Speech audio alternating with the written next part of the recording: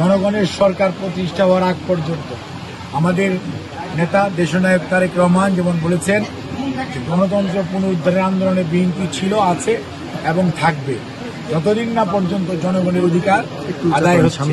এবং সেই জন্যই আমরা আমাদের সংগঠনকে গ্রাসরুট লেভেল থেকে শক্তিশালী করা এবং এই অঞ্চলে যাতে আওয়ামী লীগের প্রেতাত্মারা যারা এখনো বিভিন্ন জায়গায় ঘুরে বেড়াচ্ছে এবং যারা বিশৃঙ্খলা সৃষ্টি করার অপচেষ্টায় লিপ্ত বা করার ষড়যন্ত্র করছে তাদেরকে দাঁত ভাঙা জবাব দিতে হলে দরকার শক্তিশালী সংগঠন।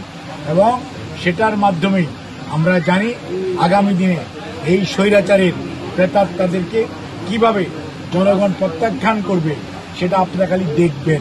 বিএনপি জনগণের দল, শহীদ জিয়ার দল, খালেদা জিয়ার দল, তারেক রহমানের নেতৃত্ব ঐক্যবদ্ধ। আমরা জনগণকে পাশে নিয়ে যে কোনো ষড়যন্ত্রের দাঁত ভাঙা জবাব দিব ইনশাল্লাহ।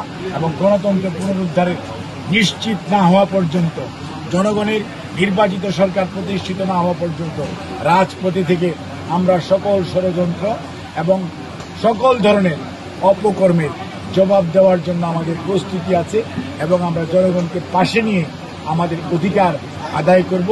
তার সেই সাথে তত্ত্বাবধায়ক সরকারও আশা করি দ্রুততম সময়ের মধ্যে জনগণের আশা আকাঙ্ক্ষার প্রতিফলন ঘটিয়ে জাতীয় নির্বাচনের ব্যবস্থা করবে, যার মাধ্যমে জনগণের সরকার প্রতিষ্ঠিত হবে।